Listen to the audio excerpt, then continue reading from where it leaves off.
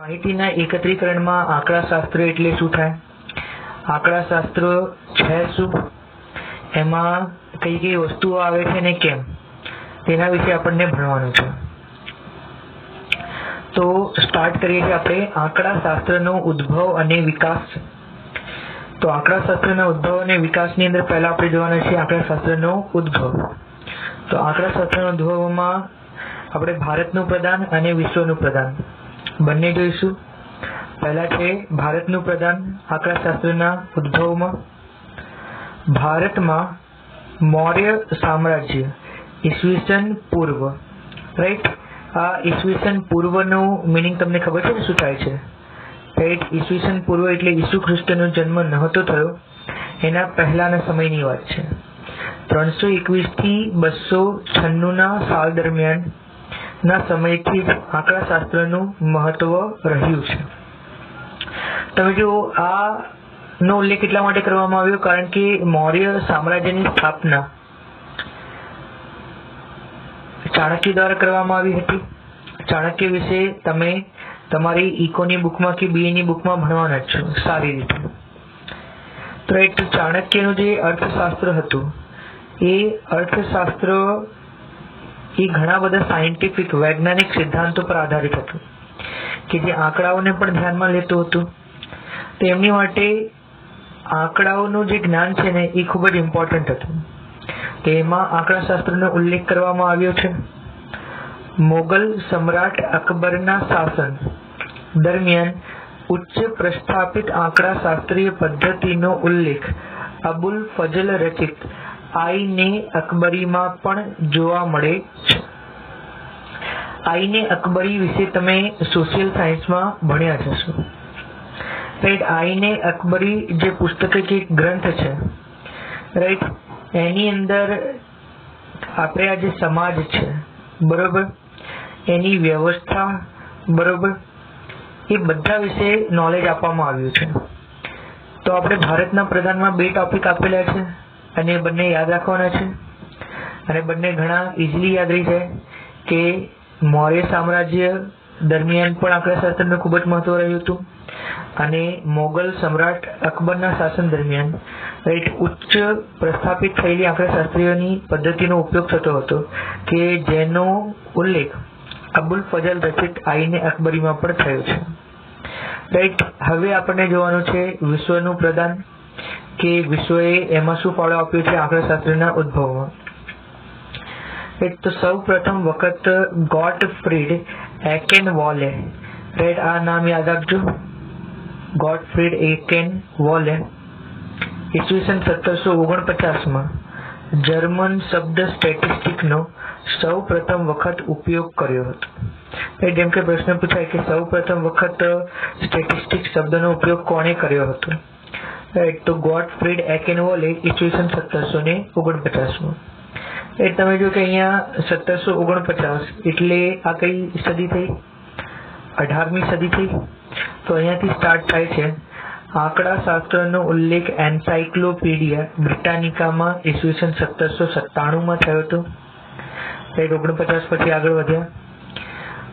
સંભાવના શાસ્ત્રના પ્રારંભિક પરિણામો 17મી અને 18મી સદીઓમાં શોધાયા હતા, જેના 2 મહારથીઓ લાપલાસ અને ગોસ હતા. આ બંને જણાનું નામ યાદ રાખવાનું છે. આ બંને જણાએ તેની શોધમાં ફાળો આપેલો છે સંભાવના શાસ્ત્રના પ્રારંભિક પરિણામો.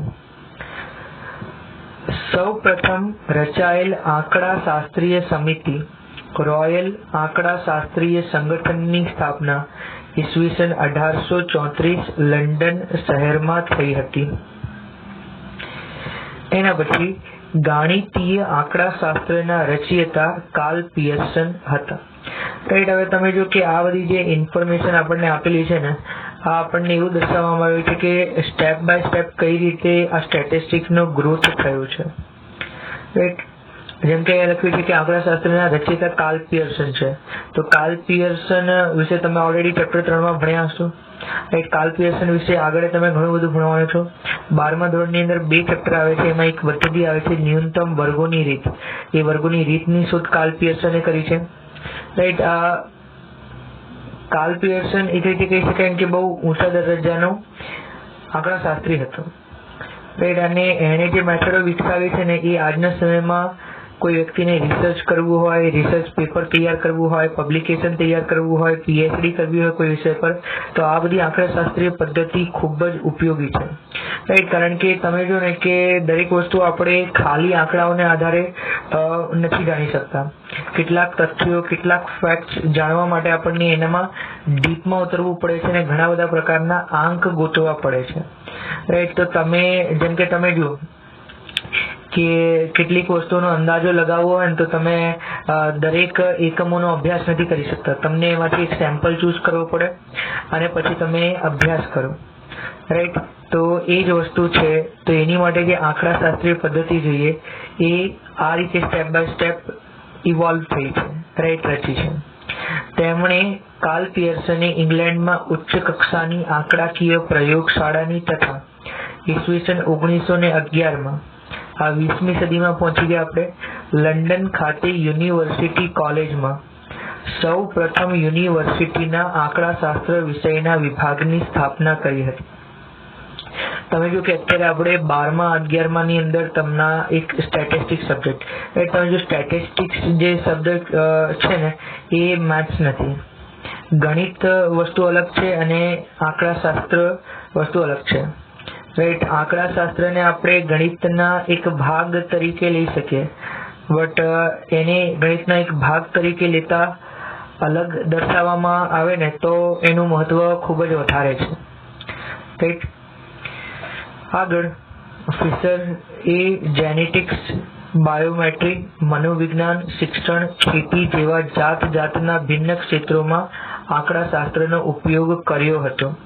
તેઓ આંકડાશાસ્ત્રના પિતા તરીકે ખૂબ જાણીતા છે, રાઈટ. તમને મેં જેમ કીધું કે રિસર્ચમાં કહેવાય ને કે રિસર્ચમાં તમને જેટલી વધારે સ્ટેટિસ્ટિકલ મેથડનું નોલેજ વધારે ને તમે એટલું સંશોધન કાર્ય, PhD કાર્ય તમે એટલું વધારે કરી શકો, રાઈટ. આપણને એમ થાય કે આ જેનેટિક્સ, બાયોમેટ્રી, મનોવિજ્ઞાન, શિક્ષણ, ખેતી આ બધામાં આંકડાઓનું શું મહત્વ, રાઈટ. તો આંકડાઓનું ખૂબ જ મહત્વ હોય છે, એને લગતા શાસ્ત્રોનું પણ ખૂબ જ મહત્વ હોય છે, રાઈટ. આંકડાશાસ્ત્ર માટે એવું કહેવાય છે આંકડાશાસ્ત્ર એટલે સરેરાશનું શાસ્ત્ર.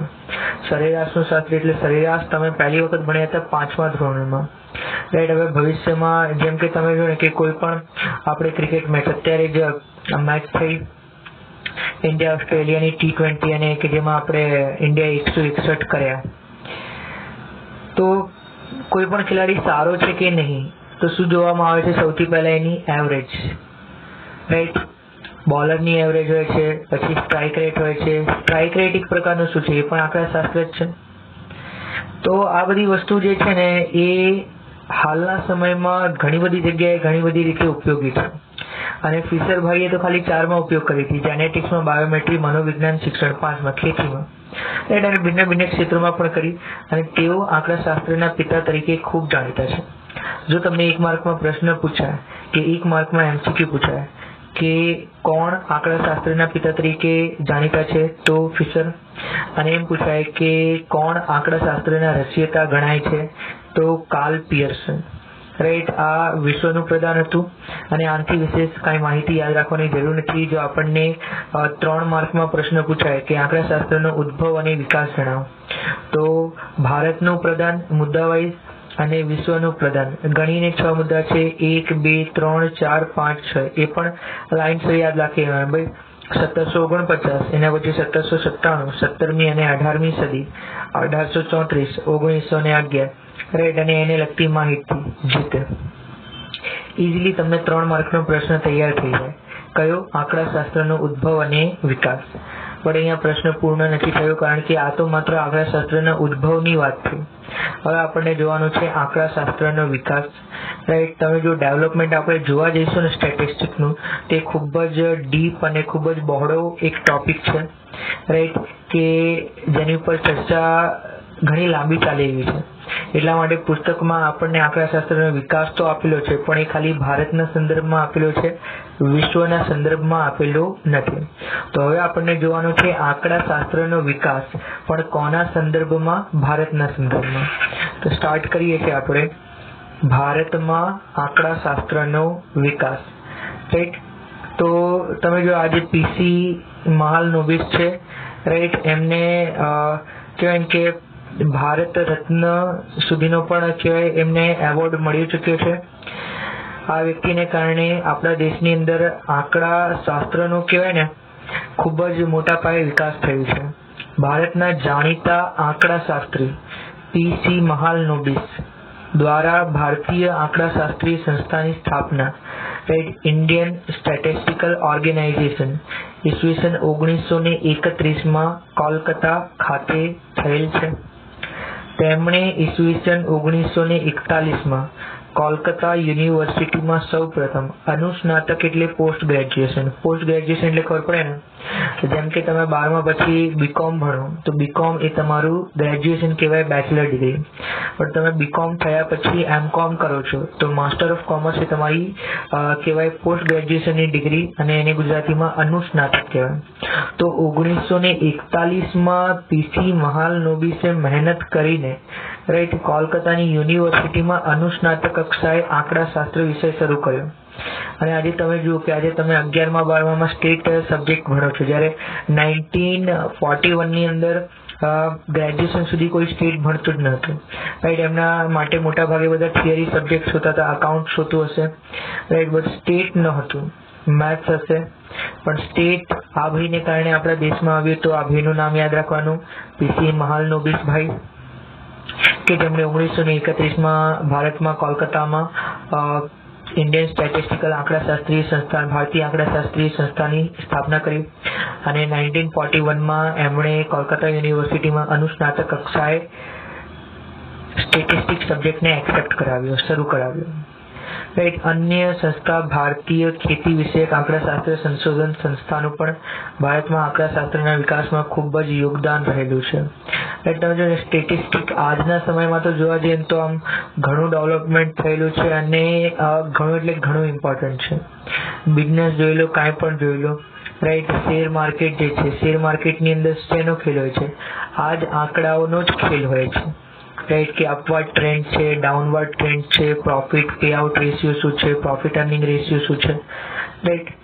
તો એ રીતે જુદી જુદી સંસ્થાઓ સ્ટાર્ટ થઈ કે જે આંકડાશાસ્ત્ર સંશોધન, જેમ કે આપણી જે આ વસ્તી ગણતરી થાય છે 10 વર્ષે, કે જેના વિશે તમે ઇકોમાં ભણવાનો છો કે 1951 સ્ટાર્ટ થઈ છે. 1951 36 કરોડ હતા અને 2011 121 કરોડ થઈ ગયા. તો આ બધું જે છે ને એ આંકડાશાસ્ત્રનો જ ભાગ છે.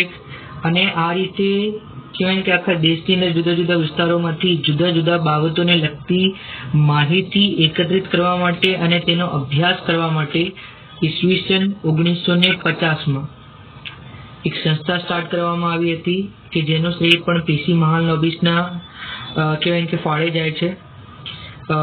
એનું નામ હતું રાષ્ટ્રીય નિદર્શ તપાસ, નેશનલ સેમ્પલ સર્વે, રાઈટ. આ જ સંસ્થા દ્વારા જુદા જુદા વિસ્તારોમાં જુદી જુદી બાબતોને લગતી માહિતી એકઠી કરવામાં આવે છે, તેનો અભ્યાસ કરવામાં આવે છે, અને